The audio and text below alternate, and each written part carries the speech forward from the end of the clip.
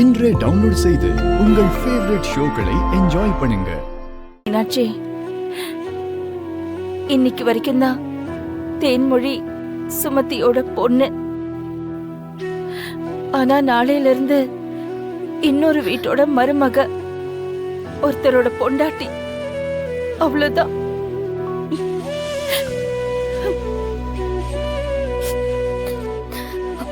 மா, நான் இன்னொருத்தரோட பொண்டாட்டி ஆனாலும் இன்னொரு வீட்டுக்கு மருமக ஆனாலும் சுமதியோட பொண்ணுங்கிறது தான் என்னைக்குமே எனக்கு பெருமை. எனக்கு வேற எந்த பேர் வந்தாலும் அதுக்கு நீதாமா காரணமா இருப்ப.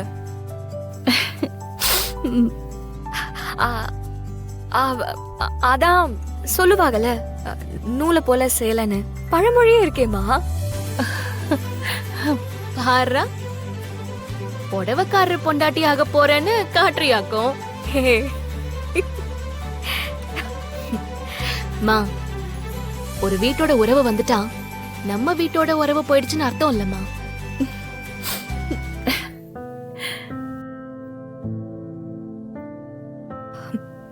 மீனாட்சி, நான் போனதுக்கு அப்புறம் நீதான் அம்மாவை பாத்துக்கணும்.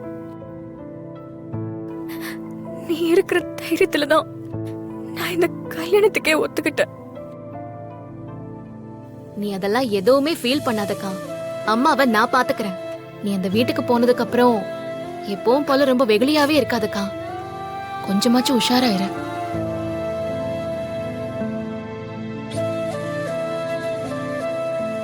யார் யார் எப்படின்னு புரிஞ்சுக்கோ. மீனாட்சி, நீ ஏன் இப்படி பேசுறேன்னு எனக்கு புரியுது. மாப்பிள்ளையோட அப்பத்தாவை நினைச்சுதானே இப்படி எல்லாம் பேசிட்டு இருக்க. அவங்க கொஞ்சம் அதிகாரமா தான் பேசுறாங்க.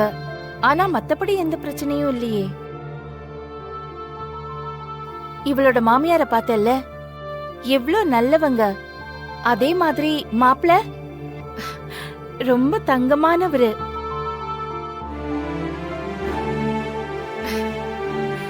நம்மள சுத்தி இருக்கிற 1000 உறவுகள் நல்லவங்களா இருந்தாலும் புருஷன் மட்டும் நல்லபடியா அமையலன்னா அந்த பொண்ணோட வாழ்க்கையே வீணா போயிடும்.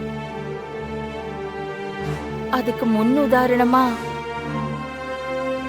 உங்க அம்மா உங்க கண்ணு முன்னாடியே இருக்கேன்.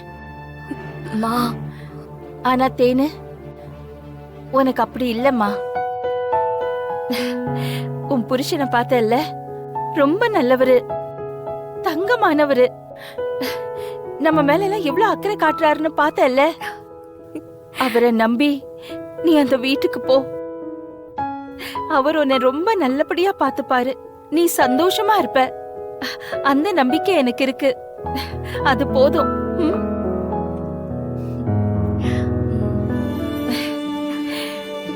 இந்தா சாப்பிடு.